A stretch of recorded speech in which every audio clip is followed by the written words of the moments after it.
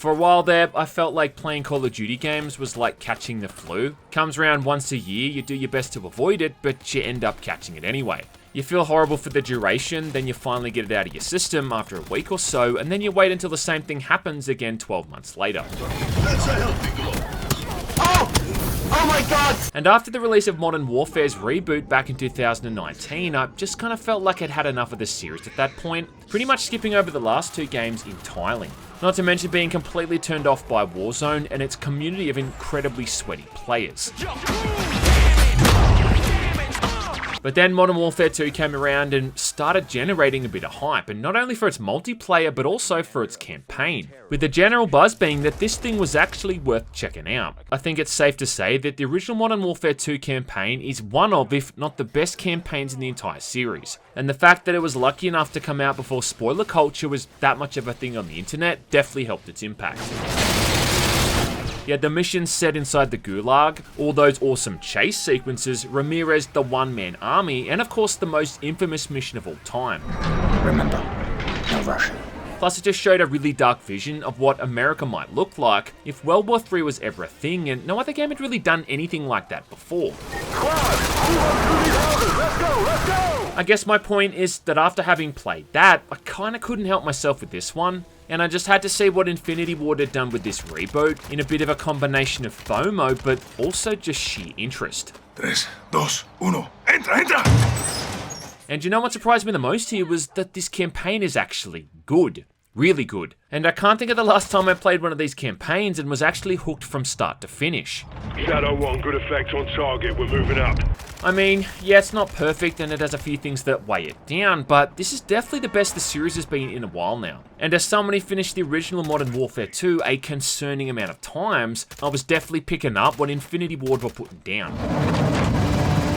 Nick! Where to? Right, so it's no shock to anyone who's played any of these games before, but again, the plot deals with Middle Eastern terrorists and Russians generally being set up as the bad guys, with Mexicans also being added to the roster. Narcomantas. Cartel cloths. Messages from El Sin Nombre. Warnings marking territory. But also, much like the original games, it also shows how abysmal foreign policy is with the US military, to the point that these guys end up being portrayed as much as the bad guys as every other faction you come up against. Well, that's the first good news I've heard all day. The general plot is about 3 missiles that have been stolen by Iranian terrorists and the Mexican cartel that works alongside them. And playing as returning characters Gaz, Soap, and a bunch of others, it's your job to stop them. I kind of love to how this series has gotten to the point now where it's kind of got past the whole big budget Hollywood style blockbuster and now feels much more stripped back and grounded. It's more Sicario, Zero Dark 30 and Narcos instead of Black Hawk Down or Rules of Engagement. Sir, are you ordering me to fire into the crowd? Over! Yes, goddammit! Waste the motherfuckers! Heavy machine gun. I reckon you could also liken it to a TV series, do you know what I mean? Something you'd see on Netflix. I mean, the way the story jumps from location to location, with missions often ending with revelation that sets up the next big set piece. Just like a Netflix show too, it even has a whole mission dedicated to a flashback. Similar to how half of those shows have like an episode dedicated entirely to the backstory of some ancillary character. This is Gold Eagle Actual. Do not lose that cargo. Now, I don't mean this as an insult. In fact, I actually really enjoyed the slow approach to the story that this one took. And it's kind of amazing how, though even it's really still quite a short game, they managed to pack so many twists and revelations into the whole plot. Roger that. Out here. If you've played the original game, well, then you're no doubt going to be aware of the allegiances of certain characters, you know, people like General Shepard. But the cast of new antagonists sets up some neat little plot twists that I don't think many people are going to see coming. Well, let's get him. It's one of the few times I haven't been bored out of my skull watching the cinematics in a COD game, and I was genuinely interested in what was going on. Though I thought the level of uncanny valley in some of these cinematics just kind of made me wonder why they didn't just shoot them as live action. Considering every main cast member is modelled after a real life actor or actress, you know, like this lovely lady here who works for the cartel. Yeah, she even has her own Instagram page and everything, which I managed to track down, you know, for scientific purposes. Bullshit! I don't know, I just think if you're going to make cinematics that look true to life with motion captured actions. I don't know, man, I just think if you're going to make cinematics that basically look true to life with motion captured actions, fuck! I don't know, man. I just think if you're going to make cinematics that look true to life with motion captured actors, I mean, why not just shoot it live action entirely? There's still like a noticeable jump here between the pre-rendered cinematics and the in-game footage, so it's not like it's going to pull you out of the game to suddenly see live action. Either way though, there's some really good performances here, and it's kind of fitting that the original Modern Warfare 2 had the best plot out of that original trilogy, and so now, so does the reboot. There's like a mature content warning when you load the game up, and I don't know, man, maybe watching too many true crime docos on TVs like desensitized me to violence, but I gotta say that I didn't see anything that was really all that graphic or shocking. There's nothing on the scale of no Russian, let's put it that way. And yeah, before anyone asks, no, you don't get to shoot up an entire airport in this game. Don't worry, man, because I'm sure that thing's coming in the future, and that end credit teaser is the kind of thing that left me with goosebumps on my arms and a tingle in my ballsack. Another big positive that the campaign's got going for it is that it doesn't feel like you're doing the same thing mission to mission. A big issue I have with a lot of these campaigns is that you're really just shooting people in the face for the 5 or 6 hours it takes to beat them. Once you run out of faces to shoot is when the game usually ends, and then you want to install it and never play it again. There's always been a sense of these games thinking that more is better, and ironically the bigger set pieces or fantastical backdrops end up actually, I think, becoming more boring. Because you just become so detached from what's actually going on that it feels like you're sitting in the passenger seat as opposed to actually taking part in the conflict directly. Modern Warfare 2 doesn't pull any punches when it comes to its scripted sequences, but when all things come to a head, it still has like a level of restraint here, which makes the missions feel somewhat more grounded. You know, somehow making the threat also feel more realistic. Plus, there's also this sense of the game design trying to genuinely mix things up, along with building upon what made the first reboot so good. The prologue is a sequence which is almost purely there just for the narrative. You're playing as Ghost for a short period, before then guiding a missile to blow up a bunch of terrorists in the midst of some kind of arms deal. After that, you're hopping right into the boots of old mate Soap McTavish, chasing down a terrorist leader named Hassan in the dead of night, and because someone rightfully recognised how fucking awesome those house raid style missions were in the last game, you get to do more of them here. And it's the same kind of stuff, slowly walking up staircases, checking corners, along with being ambushed by people running out of rooms. Job, lads. Sneaky gets are everywhere. Along with unarmed civilians reaching for fallen weapons. Shit. I really like too how subdued the visuals are in this level, and there's kind of like an effortlessness to how realistic everything looks here. Swapping to your night vision goggles also has like a really neat attention to detail, where when you have them on, you can't aim down your sights, due to the goggles, I guess, preventing you from holding the sights so close to your face. Shit. Without sounding like an Nvidia shill either, I think the inclusion of that DLSS option for improved performance also means that the game just coasts through all of this without any kind of hitch the entire time. So yeah, it's also kind of nice to have a game running as good as it looks. Glorious sight. Anyway, this whole opening mission is just awesome. And then after clearing out a bunch of houses, you're hunkering down with Ghost in a wrecked chopper, fighting off waves of approaching enemies. And you know what I noticed here as well? Was that there was no loud, blaring Hans Zimmer style music that totally washed out the sound design. Kilo 01, gun hit! Gun hit! The soundtrack at this point is mostly just gunfire and explosions, amplified by a hovering chopper as it levels another building.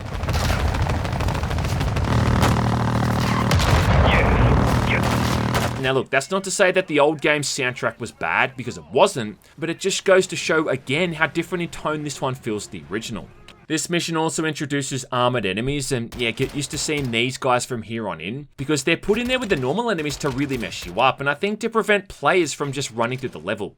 They're basically the same as the normal enemies, except they just take a lot more bullets to put down. You even get these Warzone style hit markers when you shoot them to let you know when you've knocked off their armor completely. I can't fucking stand it. I can't fucking believe this shit, man. Next up, you're in Amsterdam with Captain Price and Gaz sneaking around the docks at nighttime, taking out a bunch of guys from the water before then walking around the city in broad daylight, in what is really just a cool tech demo for how gorgeous video games can look in 2022. Even to the point where it got a bunch of people butthurt on Twitter about how such a realistic looking graphics engine is wasted on a game like Call of Duty, and a more inane and stupid complaint I cannot recall. Alright, let's just stay calm here. Don't get all crazy on me! Anyway, for this mission, you're doing a bunch of CIA wet work, incapacitating plainclothes cartel members with fancy gadgets, and kidnapping one of their members in plain sight. What you want? We're taking fire. 3 hostiles to our south. What comes after this, I think, is one of the coolest missions in the game, playing as a Mexican Special Forces soldier named Rodolfo, alongside his buddy Alejandro, and trying to stop Hassan before he makes it over the US-Mexican border. And this is just some straight out narco shit, man. It's this super intense mission as you literally climb over the wall between Mexico and the US, before then going house to house in the middle of the night trying to find this guy. At one point, the local cops try to stop you, and I think about the only unrealistic thing here is that they don't just shoot you on sight. I will shoot you if I have to! It's then followed with a sequence where you're ambushed by the cartel before then having to investigate the nearby houses, again taking out gunmen hiding in all these darkened rooms. This point, it's like you've stopped playing Call of Duty and you're now playing SWAT 4 or something, having to really take your time and check those corners, man, and all it's missing is like a lean button and a snake can. And even though it's really just the same act of shooting people, the tense nature of slowly moving through these cramped houses and dealing with the very real threat of armed civilians who are understandably pissed off makes the whole thing super memorable. Okay, you got what you want. Now leave! And that's the thing, right? I mean, even the few times where you're just outright shooting people and little else, it feels like it still finds a way to mix things up here. Like one mission as you're escaping from the Mexican military, and at one point your only way forward is down a river, using a bunch of rocks for cover. You've not only got to fight against the guy shooting at you, but also fight against the current of the river, which is constantly pulling you downstream. A shootout later in the game set on a tanker, because every Call of Duty game needs a tanker level it seems, is amplified by these giant freight containers rocking back and forth dangerously in the choppy conditions. It ends up becoming this dynamic, constantly shifting arena which can kill you if you're not careful. Yeah, just dial up the ocean physics from the last couple of games and you'll get the picture. Even that very familiar mission where you're shooting at enemies from practically orbit with a gunship also makes a return. But these are also now a bit more memorable too, because of the increased destruction that the newer engine causes. I mean, you can now level entire buildings and bring them to the ground. Plus, the simple introduction of enemies who are able to shoot back at you with AI missiles adds an actual threat. Yeah, you're no longer this untouchable entity in the sky here, raining down this barrage of explosive firepower without any kind of retaliation. Now, I don't want to spoil the entire game here, but I will say that it has a couple of really cool missions, one of which feels like a bit of a homage to all gillied up from Modern Warfare 1. You're still sneaking around in the grass in a ghillie suit and taking shots at enemies hundreds of meters away here, but only this time instead of playing as Captain Price, you're playing alongside him. Our grass is higher. We're more concealed. Crouch, keep a low profile. There's even a whole sequence where you gotta stay prone in the grass as enemies patrol past you, and it is asshole puckering stuff. As in, my asshole puckered. Especially considering too how quickly you die in this game. Having Price help you scout out all these sniping spots also does a great job at emphasizing just how much of an experienced veteran this guy really is. Plus, it also helps create that trust dynamic between these main characters. Right on target. Clean shots. And I feel like this game knows the right time to include humor here without making it sounding like some idiotic Marvel-style quip. Dropped him. Good shit. This mission's also got a bit of an open map feel to it. There's points when you have to clear out all of these buildings to search a bunch of containers, and you're pretty much given carte blanche here on how to go about it. You can just bash the door down and go in guns blazing, you can take out the guys from the skylights, or even force them outside by chucking a bunch of tear gas through the air vent, which also has the benefit of Captain Price being able to lend a hand from his sniping vantage point. So again, yeah, just so much more than just aiming down the sights and pressing the left mouse button. There's like an epic chase sequence later on here, which is just fucking ridiculous. I mean, it honestly goes on for like 30 minutes. Starting off with you just shooting at a bunch of enemy vehicles from a chopper before then, holy shit, now I'm upside down. Firing at cartel vehicles and dodging incoming traffic.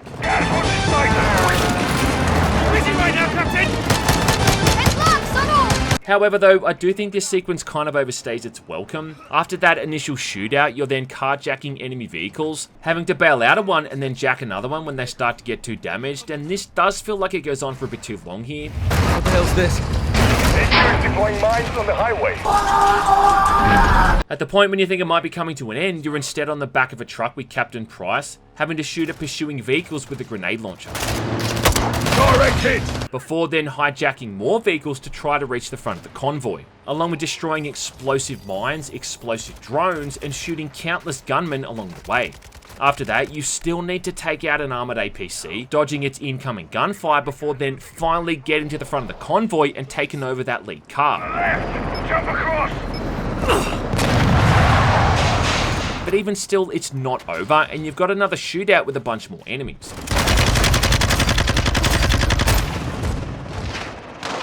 So yeah, look, this definitely could have been trimmed down a bit, but overall it's still a pretty impressive mission and a bit of a cool technical feat that they pulled off here.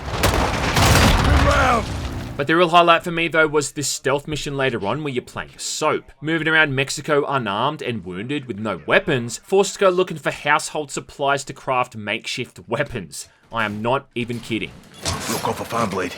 Tie off the blade with a rope and pry open a door. You're picking up sticky tape, pieces of metal and rope to form Molotov cocktails, explosive mines and smoke bombs. Found some chemicals. Tie them up with some wax, you got a smoke bomb. Along with throwing glass bottles for distractions to avoid or fight back against a platoon of soldiers decked out in body armor.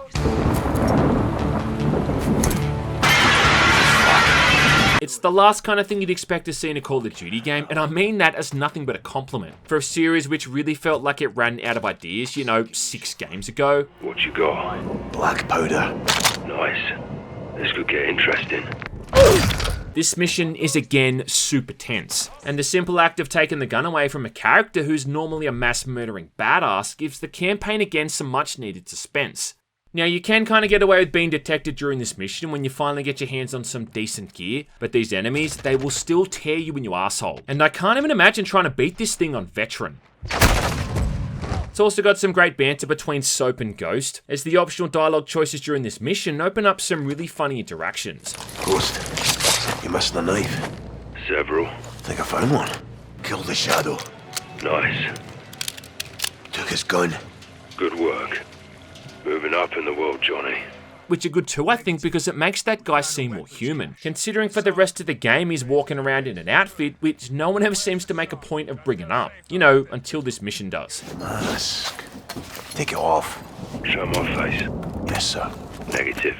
Are you ugly? Quite the opposite. Can I just take a moment to say too, how happy I am to see all of these guys returning again. It's kind of like an old rock band that's coming back together for like a reunion tour. And yes, I know they're essentially different people here, being a reboot and all, but it's just been so long since we saw Ghost, Price, Soap and Gaz all in the same place.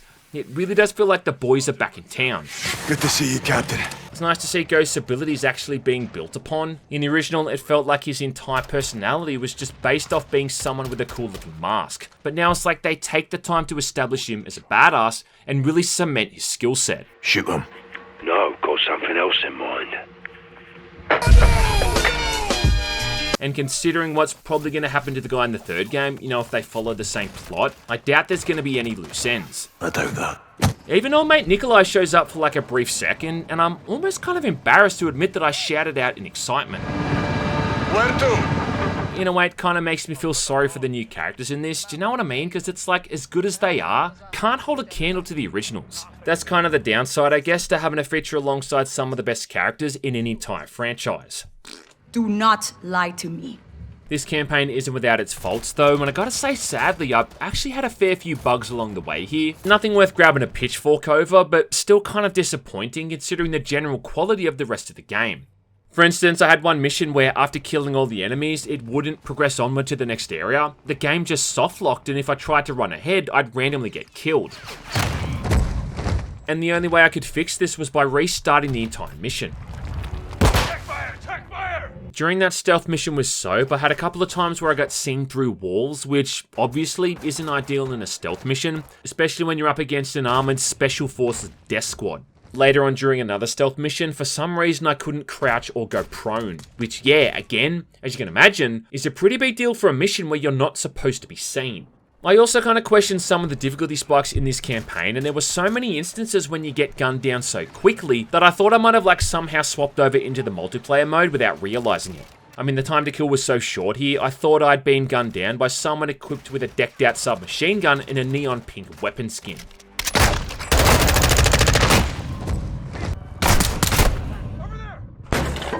Also, the final boss essentially is an armored APC, which you have to destroy with a bunch of C4 charges, and this thing is just fucking awful.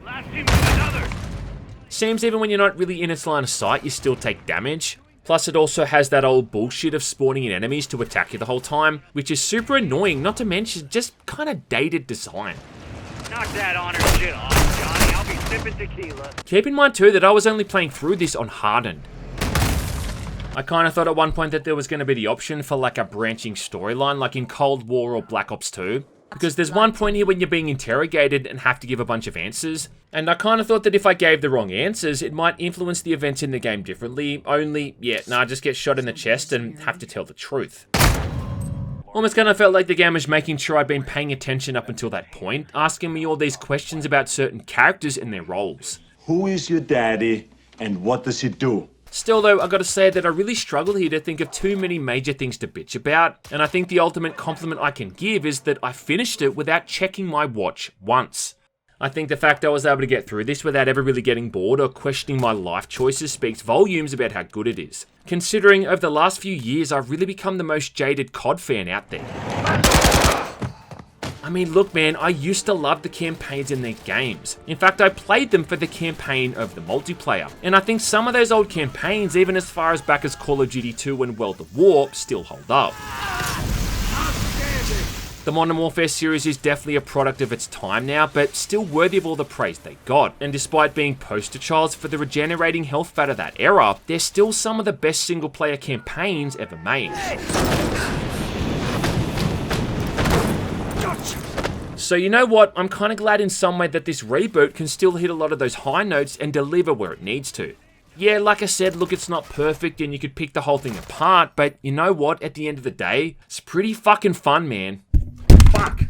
I think what I'm really looking forward to now is the next game in the series, or the rumored DLC that they're going to release, because the way they've set things up at the end of the game here, let me just say, shit is going to get real next time. Well, that's the first good news I've heard all day. The multiplayer modes are due to be released in the next couple of weeks, and depending on how I go with those, I may or may not do a video on them, which unfortunately, like all of my Call of Duty videos, is probably going to age horribly.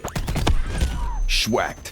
But I think I'll be standing by my take on this single player campaign for a while now, and while the price is still kind of outrageous given its relatively short length and lack of replay value, this I think is definitely a step in the right direction for the series. So yeah, I guess see you in another 2 years when they finally finish the whole thing off.